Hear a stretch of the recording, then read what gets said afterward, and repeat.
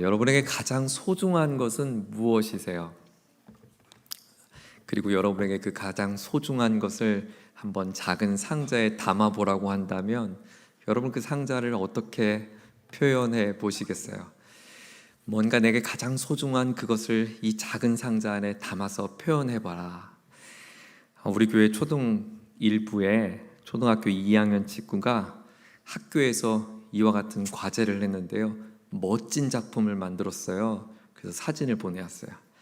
작은 상자에다가 내가 가장 소중한 것 십자가 이렇게 담아놨습니다. 그리고 그 다음 장 한번 보여줄래요? 나만의 보물 상자, 그리고 왜 십자가를 거기다 담았나 이렇게 썼어요. 이 물건이 소중한 이유 땡땡, 나의 구원자가 여기서 돌아가셨기 때문입니다. 너무 멋있죠? 초등학교 2학년 아이가 이번 주에 한 과제입니다. 이 물건이 소중한 이유, 나의 구원자가 여기서 돌아가셨기 때문입니다. 십자가를 가장 사랑한다는 것, 우리 성도들의 가장 소중한 믿음이고 우리 모두의 아름다운 자랑의 고백, 저와 여러분의 고백이 되기를 축복합니다. 우리 교회 좋은 교회죠? 네, 주일학교 좋은 주일학교입니다. 바울은 로마서를 통해 내게 가장 소중한 이 십자가, 이 복음을 그는 설명합니다. 왜 예수님께서 십자가에서 죽으셔야만 했는가? 우리 모두가 다 죄인이기 때문이다. 1장과 2장과 3장에 걸쳐서 그는 여러 차례 반복해서 설명합니다. 그리고 이 복음, 나를 십자가에서 나의 죄를 대신하여 십자가에 달려 죽으신 그 예수 그리스도를 믿는 믿음으로 우리가 의롭게 된다는 것을 이제 4장에서 두 가지 예를 들어서 설명해 주고 있습니다. 보충 설명한 거죠. 바울이 편지를 썼을 때, 로마서를 기록했을 때 이 로마서를 제일 먼저 읽었던 1차 독자들은 다름 아닌 로마에 살고 있는 소위 유대교 그리스도인들이었습니다. 여러분, 당시 유대인 그리스도인들에게 가장 존경받는 사람 선택하라면, 생각하라면 누구를 생각했을까요? 네, 아브라함과 바로 다윗이죠. 사도 바울은 그 아브라함과 다윗을 예를 들면서 우리 모든 사람들이 하나님의 의롭다함을 받게 된 것은 어떤 인간의 노력이나 인간의 행위가 아니라 하나님의 전적인 은혜다라는 사실을 설명해 주고 있습니다. 저는 특별히 로마서 4장에 사도 바울이 예를 들었던 이 아브라함과 다윗의 이 예를 함께 읽어가면서 오늘 우리에게 주신 그 믿음, 은혜, 그 관계를 함께 살펴보고자 합니다. 첫 번째는 아브라함의 사례를 듭니다. 요즘 우리가 매주 주일마다 아브라함을 깊게 묵상하고 있는데요, 그는 하나님으로부터 자손이 하늘의 별처럼 바닷가의 모래처럼 많을 것이다 라고 하는 약속을 받은 사람입니다. 독특한 것은 아브라함은 이스라엘 민족의 귀한 믿음의 조상이 될 뿐만 아니라 이스라엘의 지금도 숙명이죠, 아람 민족의 동시 조상이 된 사람입니다. 뿐만 아니라 오늘날 전 세계에 흩어진 많은 크리스천들, 기독교인들의 믿음의 조상이기도 합니다. 바울이 이렇게 아브라함을, 믿음의 조상인 아브라함을 예로 든 이유는 아무리 이렇게 놀라운 아브라함 같은 사람이 있다 할지라도 아브라함의 어떠한 행위로서 하나님 앞에 의롭다고 인정받는 것이 아니라고 하는 사실을 입증하기 위함이었어요. 아주 쉬웠어요. 왜냐하면 아브라함 시대에는 율법 자체가 없었기 때문입니다. 그러니까 당시 유대인들은 율법을 지켜야만 하나님 앞에 하나님의 마음을 흡족하게 하는 인생이 될 수 있다고 생각했는데, 아브라함의 시대는 아예 율법이 존재하지 않았을 때였어요. 하나님의 율법이 구체적으로 이스라엘 백성들에게 전수되었던 것은 바로 모세 때부터였죠. 그러므로 명백하게 아브라함이 의롭다함을 받은, 하나님의 귀한 약속을 받았던 것은 율법을 지켜서가 아니라 하나님의 선언이 있었기 때문이다라고 사도 바울이 이야기하는 것이에요. 자, 4장 13절 말씀인데요, 한번 13절 말씀을 같이 한번 읽겠습니다. 13절 시작. 아브라함이나 그 후손에게 세상의 상속자가 되리라고 하신 언약은 율법으로 말미암은 것이 아니요 오직 믿음의 의로 말미암은 것이니라. 그렇죠. 창세기 15장에 하나님께서 아브라함과 언약을 맺으실 때 아브라함이 여호와를 믿으니 그것을 의로 여겼다라고 성경은 말합니다.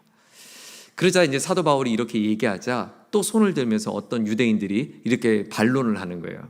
그런데 바울, 아브라함도 할례를 행했잖아요. 이제 이번 주 주일 본문 말씀인데요. 17장에 하나님께서 아브라함에게 할례를 행하라라고 명령을 합니다. 그래서 아브라함과 비롯해서 태어난 지 8일째 되는 아이들이 다 할례를 받게 됩니다. 할례는 이스라엘 백성들이 하나님의 백성 되는 것에 대한 사인이었어요. 증표였어요. 하나님이 직접 할례를 하라고 했어요. 그리고 아브라함도 할례를 행했어요. 그런데 만약 아브라함이 할례를 받았다는 것 때문에 하나님의 언약을 받은 것이라면 아브라함의 이 할례 증표가 더 중요한 것이 되겠죠. 그런데 거기에 대한 바울의 반론입니다. 자, 11절 말씀인데요. 11절 말씀을 한번 읽겠습니다. 시작. 그가 할례표를 받은 것은 무할례 시에 믿음으로 된 의를 인친 것이니 이는 무할례자로서 믿는 모든 자의 조상이 되어 그들도 의로 여기심을 얻게 하려 하심이라. 아멘. 이거를 조금 쉬운 번역으로 하는 새 번역 성경을 한번 제가 읽어드릴게요. 아브라함이 할례라는 표를 받았는데 그것은 그가 할례를 받지 않은 상태에서 이미 얻은 믿음의 의를 확증하는 것이었을 뿐입니다. 그래서 그는 할례를 받지 않고도 믿는 모든 사람의 조상이 되었으니까 이것은 할례를 받지 않은 사람들도 의롭다는 인정을 받게 하려는 것이었습니다. 네.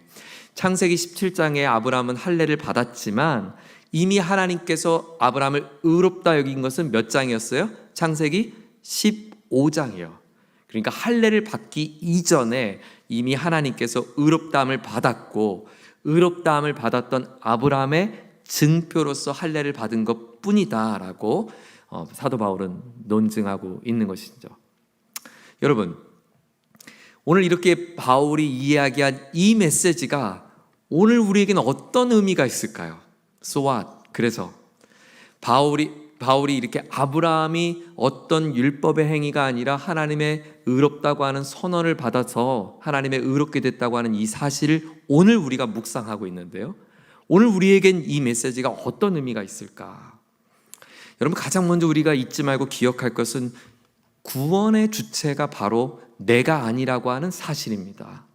내가 하나님의 자녀가 되어서 구원받는 것은 여러분 놓치지 마세요. 내 믿음 때문이 아니란 것입니다. 내 믿음 때문에 구원받는 것이 아니라 우리의 믿음의 대상이신 하나님의 은혜와 자비의 긍휼이 임해서 우리가 구원받았다고 하는 사실이에요. 내 믿음 때문에 구원받은 것이 아니라 나의 믿음의 대상이신 하나님이 우리에게 자비와 사랑을 베풀어 주셔서 구원받을 수 있었다. 그럼 이 사실은 또 무엇을 의미할까요? 아주 중요한데요. 내 믿음이 대단해 보인다고 해서 결코 하나님 앞에 목이 뻣뻣하게 설 수도 없을 뿐만 아니라 반대로요. 전 이게 더 중요하다고 생각하는데, 저와 여러분이 아무리 지난 한 주간 동안 우리 살아가는 삶에 아무리 내가 하나님 앞에 믿음이 초라하다고 느껴진다 할지라도, 내 믿음이 아무리 작다라고 느껴진다 할지라도, 하나님 앞에 너무 부끄러워서 수요 예배 나오는 것조차 버겁고 주일 예배 드리는 것조차 힘들다 할지라도, 그 누구라 한다 할지라도 하나님 앞에 자백하고 자신의 죄를 뉘우치고 엎드리기만 하면 그 하나님의 긍휼과 사랑을 동일하게 받으며 하나님의 은혜 앞에 설 수 있다는 사실을 기억하기를 바랍니다. 전에 제가 섬기던 교회에 한 지적장애를 갖고 있는 한 청년이 있었어요. 그 형제는 매주 예배를 얼마나 열심히 드리는지 몰라요. 다운 증후군을 앓고 있었는데, 보통 다운 증후군 친구들이 특정한 것에 이렇게 민감하잖아요. 이 친구는 찬송가 전체를 암기했어요. 노래하면 옆에서 몇 장, 죄에서 몇 장, 장수를 다 외웠어요. 찬송가 첫 소절을 부르면 끝까지 그 장을 다 알아요. 예배를 마치면 꼭 하는 루틴이 있는데 저에게 찾아와서 악수를 하고 가야 집에 갈 수 있어요. 문제는 제가 안 보이면 큰일 나는 거예요. 온 교회를 다니며 저를 찾는 거예요.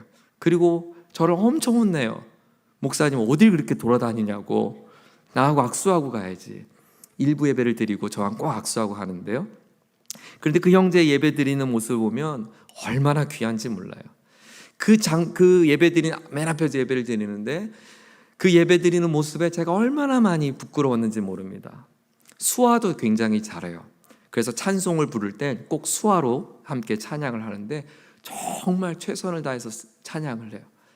그냥 손으로 이렇게 움직이는 게 아니라 온 몸을 다해서 하나님을 사랑한 온 몸을 다해서 얼마나 수화를 찬양하는지 몰라요. 그리고 그의 표정이 너무너무 기쁜 거예요. 왜 나에게는 찬송 중에 이 기쁨이 없을까? 왜 나에게는 이 형제가 갖지 못한 이 감격, 왜 나에게는 감격을 잃어버렸을까? 단순히 익숙해져서 있을까? 아니요. 우리가 너무 당연하다고 여기기 때문이에요. 하나님의 은혜가 너무 당연하게 느껴지니까 내가 노래를 불러도 감격이 없고 내가 앞에서 주님을 찬양할 때도 기쁨을 잃어버린 거예요. 사도 바울이 하나님께서 주신 이 은혜를 설명하기 위해서 나의 행함과 은혜를 이렇게 또 하나의 예를 들어 설명합니다. 4절과 5절인데요. 한번 들어보죠. 4절입니다. 일하는 자에게는 그 삭시 은혜로 여겨지지 아니하고 보수로 여겨지겠지만 일을 아니할지라도 경건하지 아니한 자를 의롭다 하시는 일을 믿는 자에게는 그의 믿음을 의로 여기시나니. 제가 한번 설명을 해볼게요. 만일 제가 제 가족을 먹여 살려야 하는데 제게는 그런 수중에 돈도 다 떨어지고 능력도 다 사라졌다고 가정을 해볼게요. 어떻게든 돈을 벌어서 우리 자녀들이 학교 생활도 해야 되고 밥도 먹어야 되니까 제가 공장에 가서 일을 해야겠다 생각을 하고 공장에 찾아갑니다. 그리고 이제 간곡히 부탁해서 하루만 제가 일할 수 있도록 기회를 달라고 부탁을 합니다. 그리고 제게 마침 준 기회 속에 열심히 최선을 다해서 일을 해서 그 하루의 노동의 대가로 10만 원을 받았다고 해볼게요. 자, 그러면 이 10만 원은 저의 마땅한 대가입니까? 은혜입니까? 네, 제가 열심히 노력했으니까 그 노력의 대가로 받은 일당이니까 마땅한 대가라고도 할 수 있겠죠. 땀 흘린 노력의 결실이니까요. 그런데 제가 일한다고는 했지만 사실 저에겐 기술이 없습니다. 그리고 일을 많이 해보지 않아서 일도 잘 못합니다. 그래서 사실 공장에 와서 전 노력한 줄 알았지만 누가 보면 하루 종일 공장에 와서 맴돌기만 한 거예요. 그런데 그것을 저를 물끄러미 보고 있었던 공장장이 아이고 저 젊은 사람이 이렇게 와서 딱하게 일하고 있구나 생각하고 저 돈이 없으면 꼼짝없이 가족들이 굶겠구나 생각이 돼서 딱 해서 저에게 일거리를 준 거였고 또 저에게 마땅한 일당을 준 것이었습니다. 그러면 제가 받은 대가는 마땅한 대가입니까? 은혜입니까? 은혜죠. 자격 없는 제가 거저받은 선물인 거예요. 호인 거예요. 사도 바울이 그것을 논하고 있습니다. 우리 모두는 하나님 앞에서 내놓을 만한 어떠한 일도 해보지 않았는데 하나님께서 은혜를 베풀어 주셔서 우리가 값없이 선물을 받게 되었다는 거예요. 그러므로 하나님, 제가 이렇게 열심히 살았으니까, 제가 이렇게 열심히 노력했으니까, 제가 이렇게 열심히 하나님 앞에 예배했으니까, 제가 이렇게 열심히 하나님 앞에 수고했으니까 하나님 저에게 복을 주십시오라고 말하면 안 된다는 거예요. 그렇게 말할 수 있는 사람은 아무도 없다는 거예요. 사실은 우리가 어떠한 노력을 해봤자 하나님 앞에서 우리가 해놓은 일은 하나님 앞에서 보기엔 아무것도 아닌 일이 되기 때문이라고 말합니다. 그런데도 우리가 아무것도 한 게 없는데 사실은 한 게 아니라 사실은 우리가 무언가 노력했지만 그것은 하나님 보시기에 한없이 부족한 것이었는데 그런 경건치 않은 우리를 하나님이 의롭다고 하셨고 그 의롭다고 하신 하나님을 그저 믿는 믿음으로 우리를 의롭게 되었으니까 이것은 우리의 행위가 아니라 전적인 하나님의 은혜라고 사도 바울이 우리에게 말하고 있습니다. 여러분, 이것이 복음입니다. 거저받은 하나님의 그 놀라운 사랑이 저와 여러분 가운데 부어진 줄 믿으시기를 바랍니다. 그런데요, 이것을 뒤집어서 생각하면 아주 괘씸한 생각을 하게 돼요. 이런 거예요. 내가 어떠한 불의한 죄를 저지른다 해도 하나님만 믿으면 되겠네. 그러면 하나님이 다 용서해 주겠네, 용서해 준 것이겠네 라고 하는 생각이에요. 사실 여기가 이 질문이 우리가 많이 오해하고 있는 부분입니다. 이 사실을 오해해서 나온 영화가 밀양이라는 영화죠. 악한 죄를 저지른 죄수가 감옥에 갇혔습니다. 그런데 그 감옥에서 그 죄수가 예수님을 만났습니다. 그리고 그의 마음에 평안이 찾아왔고 나의 모든 죄를 사해 주신 예수님을 믿게 되었습니다. 피해를 입은 주인공이 이제 그 마음에 용서함을 갖고 그 죄수를 용서하려고 감옥에 찾아갑니다. 그런데 웬걸 죄수의 얼굴은 나보다 더 평안한 거예요. 물어보니까 하나님을 믿었다는 거예요. 그리고 하나님이 다 용서해 줬다는 거예요. 아직 나는 용서한단 말도 안 했는데 이미 용서의 선고를 받고 너무 평안한 거예요. 그래서 주인공이 피가 거꾸로 돌죠. 그래서 더 악한 범죄를 저지른 이야기가 그 영화의 내용입니다. 여러분, 이 영화에서 우리 얼핏 보면 그렇겠네 라고 할 수 있지만 여기 아주 중요한 사실 한 가지를 간과했습니다. 어떠한 죄인이랄지라도 하나님의 그 긍휼과 은혜 앞에 다 용서받는 것은 사실입니다. 하지만 하나님의 용서는 공짜가 아닙니다. 하나님의 용서는 결코 공짜가 아닙니다. 하나님 편에서 우리를 용서하신 것 뿐이지 그 용서의 과정이 아무런 대가가 없었던 게 아니란 말이에요. 하나님 편에서 지불해야 된 엄청난 대가가 있었다는 것입니다. 다시 아브라함 이야기를 한번 돌아볼게요. 창세기 15장에서 하나님은 아브라함에게 별이 빛나는 찬란한 밤에 아브라함을 바깥에 데려다가 별을 세어보라고 하십니다. 그리고 내 자손이 이와 같이 많을 것이야 라고 약속을 합니다. 자식 한 명 낳을 수 없었던 아브라함이 그것을 믿었습니다. 그 믿음을 하나님이 의롭다고 여기셨고 그 아브라함을 구원하셨다라고 성경은 말합니다. 그런데 창세기 본문 속에는 이 자손을 준 내용에 대해서는 자세히 언급되어 있지 않아요. 그래서 나중에 갈라디아서에 보면 아브라함이 후손의 약속을 받은 것에 대해서 이렇게 해설을 해줘요. 자, 찾아볼게요. 갈라디아서 3장입니다. 갈라디아서 3장, 로마서 뒤에 고린도 전후서 뒤에 있습니다. 갈라디아서 3장 8절입니다. 이 아브라함이 믿음의 약속을 받았던 장면에 대한 설교예요. 자, 갈라디아서 3장 8절 시작. 또 하나님이 이방을 믿음으로 말미암아 의로 정하실 것을 성경이 미리 알고 먼저 아브라함에게 복음을 전하되 모든 이방인이 너로 말미암아 복을 받으리라 하였느니라.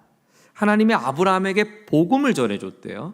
그리고 그 복음은 너의 자손을 통해서 복이 될 거라고 말하는데 그 자손을 통해서 복이 되는 것은 모든 이방인이 다 구원받는 이야기라는 거예요. 여러분, 어떻게 구체적으로 아브라함의 삶을 통해서 이런 복이 된다고 말했을까요? 아브라함의 시대가 아니라 그 자손을 통해서 복을 준다는 내용이었어요. 그러면서 쭉 설명하면서 16절에 아브라함의 자손에 대한 의미를 이렇게 말씀합니다. 갈라디아서 3장 16절 말씀입니다. 함께 읽죠. 시작.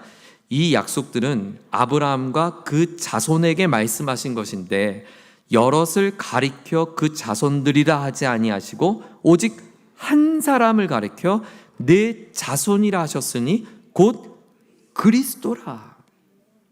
하나님께서 아브라함에게 창세기 15장에 언약을 맺으실 때 많은 별처럼 많은 자손을 주겠다고 하는 것은 그 자손의 많음에 있지 않고 그 많은 자손이 복이 되기 때문에가 아니라, 우린 그렇게 생각했죠. 근데 그게 아니라 갈라디아서의 이야기의 해설의 설명에 의하면 하나님의 그 많은 자손의 핵심이 아니라 그 많은 자손 가운데 바로 한 사람, 그리스도가 태어날 것이다. 아브라함의 후손 가운데 그리스도가 오신다. 그래서 아브라함의 그 자손의 복이, 자손의 번성함이 복이 된다라고 성경은 말했다는 거예요. 그 그리스도로 말미암아 이방인도 구원하시는 하나님의 약속이 바로 하나님께서 창세기 15장 가운데 아브라함에게 하신 약속이라고 성경은 말씀합니다. 자신의 선행과 자신의 결심으로 구원을 받을 수 없는 이 무력한 인류, 죄에 빠져 인간을 구원하기 위해서 하나님은 일찍이 아브라함의 후손, 곧 한 사람, 그리스도 메시아를 보내시겠다고 하는 것. 그 메시아가 십자가에서 피 흘려 죽었기에 우리의 죄를 사함받을 수 있고, 그 메시아가 부활하심을 통하여 우리가 완전한 새 생명을 얻게 하는 것, 그것이 아브라함에게 전해진 복음이며 복이라고 성경은 말씀하고 있습니다. 그러므로 아까 밀양으로 다시 돌아가면, 죄로 인해 감옥에 갇힌 죄수가 내가 예수를 믿었다고 해서 결코 죄수 스스로 용서받았다고 스스로 자랑할 수 있는 것이 아니라, 하나님께서 그 죄수를 구원하기 위하여 예수가 죽으셨다고 하는 것, 나를 위해서 예수님이 모든 대가를 치렀다고 하는 것 앞에 그가 처절한 회개가 있을 때야 진정한 용서가 될 수 있다고 하는 사실입니다. 갈라디아서 3장 7절에 보세요. 이것을 이렇게 선포합니다. 놀라운 선포인데요. 갈라디아서 3장 7절입니다. 함께 읽죠. 시작. 그런즉 믿음으로 말미암은 자들은 아브라함의 자손인 줄 알지어다. 아브라함이 하나님의 약속을 받아서 그 믿음은 하나님의 약속인 믿음을 가지고 하나님의 구원받을 수 있었던 것처럼, 아브라함과 우리와의 시간적 간격은 많음에도 불구하고 우리가 예수 그리스도를 믿는 그 믿음은 아브라함이 하나님을 믿는 믿음과 같았다는 거예요. 왜냐하면 하나님께서 아브라함을 통하여, 아브라함의 후손을 통하여 구원하실 하나님을 아브라함이 믿었기 때문에 우리에게 구원자이신 예수님을 믿는 것은 곧 하나님의 구원을 믿는 아브라함의 믿음과 같다라는 거예요. 그러므로 아브라함의 그 믿음의 후손이 바로 저와 여러분이 될 수 있다고 성경은 가르쳐주고 있습니다. 사도 바울이 이렇게 아브라함의 이야기를 통해서 오늘 살아가고 있는 저와 여러분에게, 아, 그렇구나, 내가 이렇게 아브라함의 후손으로 믿음으로 살 수 있는 것은 나의 어떠함이 아니라, 내가 예배를 잘 드렸기 때문도 아니고, 내가 어떤 영접 기도하는 어떤 행위를 통해서 구원받은 게 아니고, 하나님은 그런 믿음을 통하여, 믿음의 행위를 통하여 바로 하나님의 놀라운 그 구원의 뜻이신, 구원의 길이신 예수 그리스도를 영접함으로, 예수 그리스도 안에서 이루신 하나님의 그 구원의 뜻이 내 삶에 이루어졌다는 것을 오늘 성경은 우리에게 가르쳐주고 있습니다. 하나님의 구원의 길 예수 그리스도로 말미암아 하나님의 존귀한 자녀가 된 저와 여러분, 이 복음을 계속해서 주님 오실 때까지 증거하고 선포하는 일에 앞장설 수 있는 우리 모두가 되기를 주의 이름으로 축원합니다.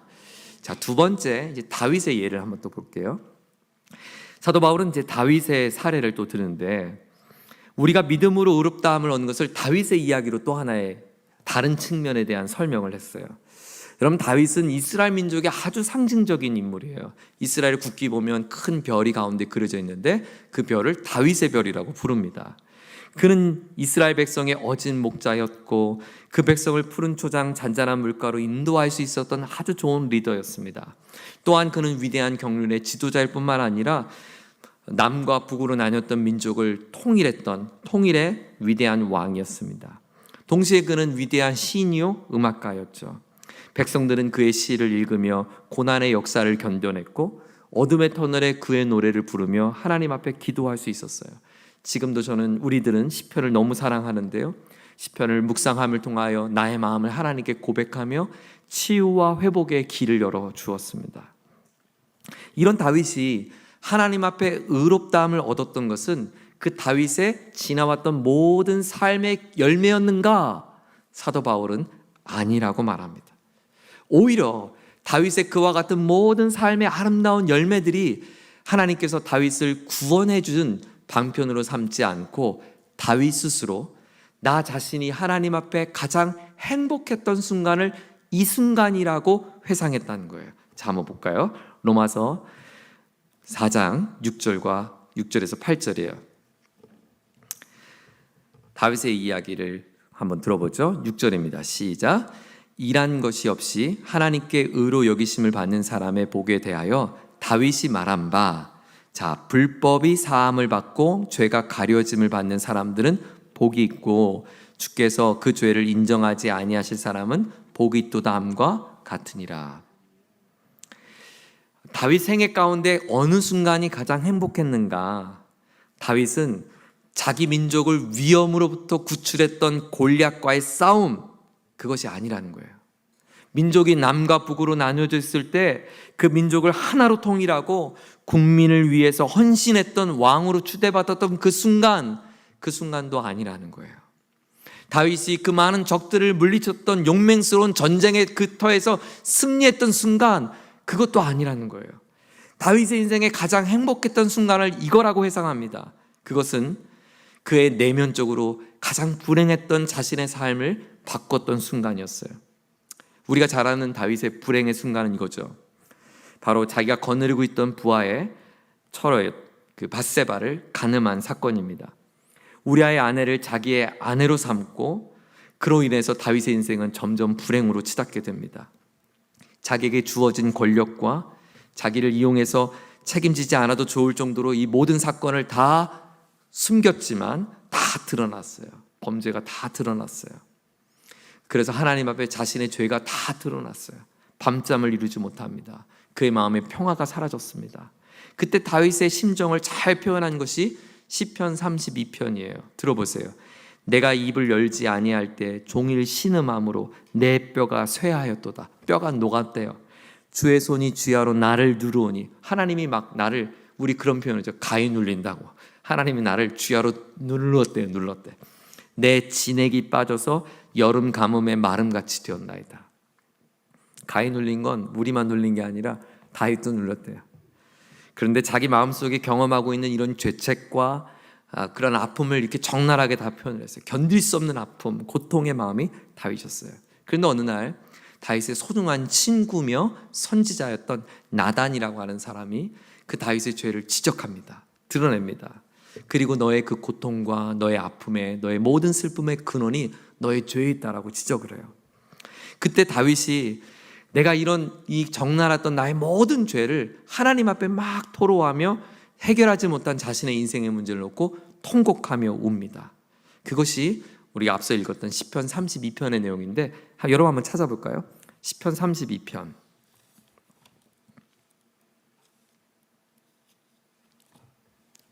자, 시편 32편에 이 모든 죄를 안고 있었던 다윗이 1절에 이런 노래를 합니다. 자, 1절을 같이 읽겠습니다. 시작. 허물의 사함을 받고 자신의 죄가 가려진 자는 복이 있도다. 5절도 보세요. 내가 이르기를 내 허물을 여호와께 자복하리라 하고 주께 내 죄를 아뢰고 내 죄악을 숨기지 아니하였더니 곧 주께서 내 죄악을 사하셨나이다. 셀라. 다윗이 자신의 죄를 이렇게 적나라하게 나단을 통해서 듣고 하나님 앞에 토로하기 시작합니다. 그러자 하나님의 용서함을 경험했다는 거예요. 여러분 다시 로마서로 돌아와 보세요. 로마서 4장을 다시 한번 펴보세요. 자, 4장 7절입니다. 그 상황을 사도 바울이 이렇게 표현을 했어요. 4장 7절 함께 있습니다. 다윗의 고백을 인용한 거예요. 시작. 불법이 사함을 받고 죄가 가려짐을 받는 사람들은 복이 있고. 자, 여기 보면 중요한 단어 두 개가 등장하는데 불법이 첫 번째는 사하심이에요. 사하심. 사한다는 거 없앤다는 거죠. 여러분 죄를 범한 사람이 제일 소원이 뭐가 있겠어요? 죄를 없애고 싶겠죠. 그러나 죄가 없어집니까? 죄가 안 없어져요. 두 번째, 죄가 가려짐을 받는 사람이 복되다. 죄를 가려우는 거예요. 죄가 없어지지 않은 사람들이 하고 싶은 건 죄를 감추고 싶은 거예요. 어제 유명한 그 가수죠. 성범죄를 하고 5년 만에 출소한 것이 뉴스에 나왔는데 얼굴부터 다 마스크로 다 가렸어요. 마스크로 자신의 얼굴을 가린다고 죄가 가려지지 않죠. 가릴 수 없는 죄, 없앨 수 없는 죄 문제, 그 죄 문제에 다윗이 봉착했다는 거예요. 가릴 수도 없고 지워줄 수도 없고. 그런데 이 문제를 하나님께서 해결해 줬다는 거예요.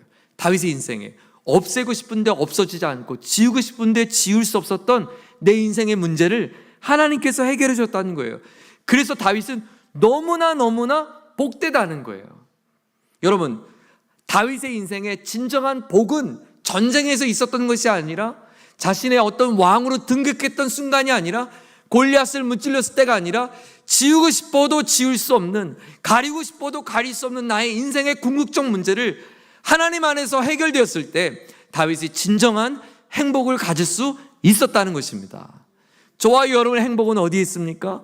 하나님께서 우리의 모든 지워도 지울 수 없는 죄를 하나님께서 사해 주신 것, 가려도 가릴 수 없는 우리를, 부끄러운 나를, 감춰도 감출 수 없는 나를 하나님께서 깨끗하게 씻겨주신 것, 이것이야말로 저와 여러분이 가장 기뻐해야 할 복음의 소식인 줄 믿습니다.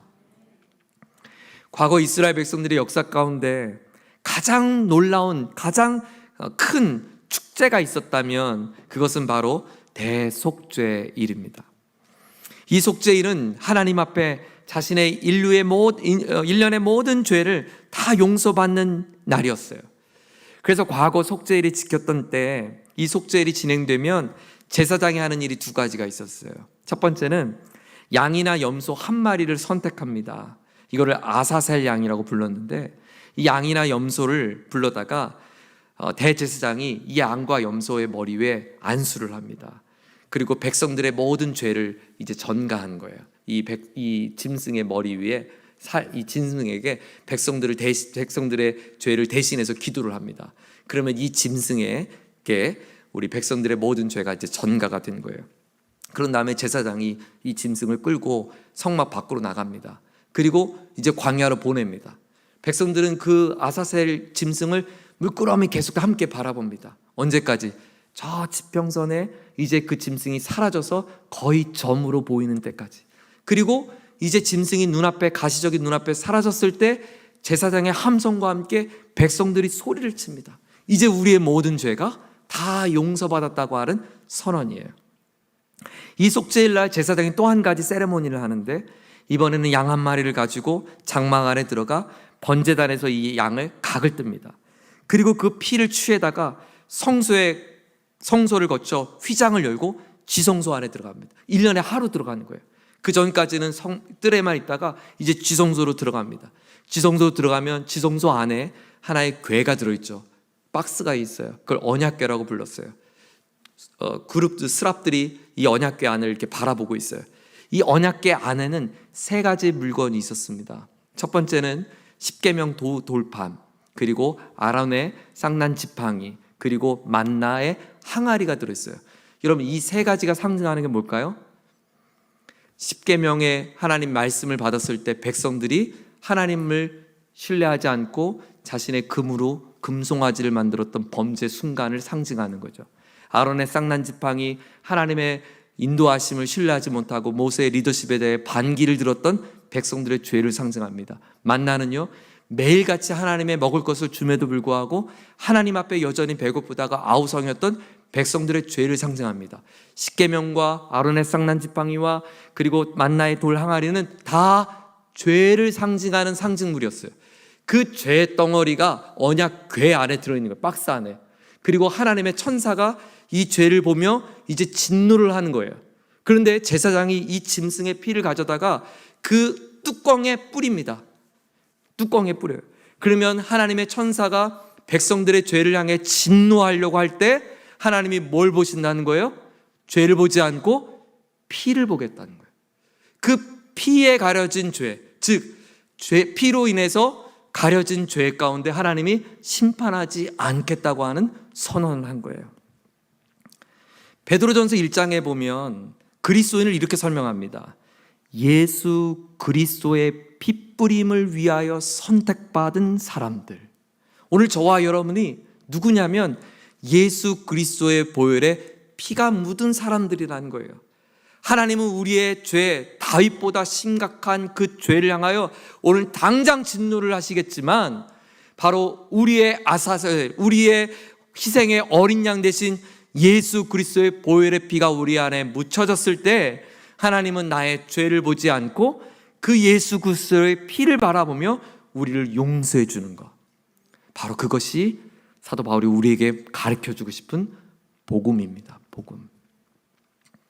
예수의 피가 뿌려졌을 때, 날 위해 죽으신 십자가의 피가 뿌려졌을 때 보혈을 통하여 저와 여러분이 구원받은 것, 이것이 성경이 우리에게 준 놀라운 복음의 소식입니다. 여러분, 이 위대한 아브라함이 어떠한 행위로도 하나님 앞에 자신의 믿음을 자랑할 수 없다면 우리가 무엇을 하나님 앞에 자랑할 수 있겠어요? 이 하나님의 놀라운 은혜 초청에 의해서 우리가 아무런 조건 없이 대가 없이 이곳에서 마음껏 노래하고 찬양하고 예배할 수 있다는 건 얼마나 놀라운 일입니까? 여러분, 비행기만 타고 8시간만 가도, 저 튀르키예만 가도, 그 많은 사람들이, 관광객들이 가는 그 풍선을 타려고 가는 그 튀르키예만 가도 예배를 드리려면 물을 걸어 잠그고 소리를 내지 못하며 숨죽여 예배를 해야 한다는 사실을 알고 계세요? 오늘도 수많은 믿음의 청년들이 문을 걸어 잠근 채 지하실에서 예배하는 것을 저는 지난해 1월 달에도 보고 왔어요. 작년 8월 달에 어레이즈 에이시아라는 아시아의 청년 대학생들이 약 2,500 명이 모여서 태국에서 함께 선교 대회를 했습니다. 그때 인도에서 온 청년들이 있었어요. 제가 보기에, 그냥 이렇게 표현해서 죄송하지만 제가 보기엔 너무 가난해 보였어요. 옷도 형편없고 신발도 형편없고. 그런데 그들의 감격은 이루 말할 수 없어요. 여전히 신분의 계급 속에서 내가 힌두인이 아니라 내가 그리스도인을 살아간다는 것이 인도 땅에 얼마나 심각한 차별을 갖고 있는지 알매도 불구하고 그가 그리스도를 사랑하고 하나님을 사랑하는 마음에 1년 동안 비행기표를 구했대요. 태국까지 가는 비행기표를 1년 동안 모아서 안 먹고 22살 된 청년이, 그리고 태국에 와서 함께 예배하는데 얼마나 감격인지 몰라요. 여러분, 저와 여러분에겐 왜 이 감격이 사라졌을까요? 왜 이런 뜨거움이 사라졌을까요? 왜 우리에게는 당연하다고 생각되었을까요? 하나님의 베푸신 은혜가 너무나 당연하다고 왜 우리는 마음에 굳은 마음으로 살고 있는 걸까요? 아브라함에게 조건 없이 하나님께서 베푸셨던 그 은혜를 잊고 있기 때문 아닐까요? 동시에 하나님 앞에 고개를 들을 수 없는 다윗처럼, 내 인생에 짓누는 것처럼, 마치 나를 가위 누는 것처럼 숨이 턱턱 막히는 자신의 인생 속에 진액을 쏟는 것 같은 괴로움 속에 있었던 나를 하나님께서 불쌍히 여기시고 그 모든 죄의 짐으로부터 나를 벗겨주시고 나를 하나님의 거룩한 자녀 삼아주신 이 하나님의 감격, 이 하나님의 용서의 감격, 그 감격을 우리는 너무나 쉽게 생각하고 있는 것은 아닐까요? 오늘 이 자리에 나와서 예배할 수 있는 저와 여러분, 어느 누구도 자랑할 수 없고 어느 누구도 당연하다고 말할 수 없는 이 은혜, 하나님의 놀라운 은혜를 우리에게 부어주셨습니다. 사랑하는 교우 여러분, 이 하나님의 놀라운 십자가의 은혜가 날마다 저와 여러분의 감격이 되기를 소망하고 하나님 앞에 진실된 사랑의 고백으로 우리 하나님을 마음껏 예배하며 우리 하나님을 마음껏 높여드릴 수 있는 용서받은 자의 아름다운 예배자 저와 여러분 되기를 주의 이름으로 축원합니다. 다음 주 주일 우리는 한 주간 동안 고난주간이기 때문에 기도회를 갖는다는 것이 조금은 하나님께 죄송한 마음이에요. 사실 우리는 365일 그렇게 예배하는 게 마땅하죠. 그럼에도 불구하고 그 하나님의 은혜를 우리가 다시 한번 집중해서 한 주간 동안 마음에 품고 함께 주님을 예배하고자 합니다. 그래서 저는 될 수 있으면 다음 주 한 주간에는 우리의 모든 즐거움, 또 우리가 누릴 수 있는 여유, 또 우리가 만끽할 수 있는 여러 가지 여가의 시간들을 좀 잠시 내려놓고 나를 위해 모든 것을 내어주신 하나님을 온전히 예배하고 그분을 사랑하는 것에 우리의 마음을 한번 올려드리고 마음을 모아보고 주님을 바라볼 수 있는 시간이 되었으면 좋겠습니다. 그래서 이 고난주간 우리에게 다가오신 하나님의 그 풍성한 십자가로 다시 한번 그 피 묻은 십자가로 충만한 저와 여러분 되기를 간절히 소망합니다.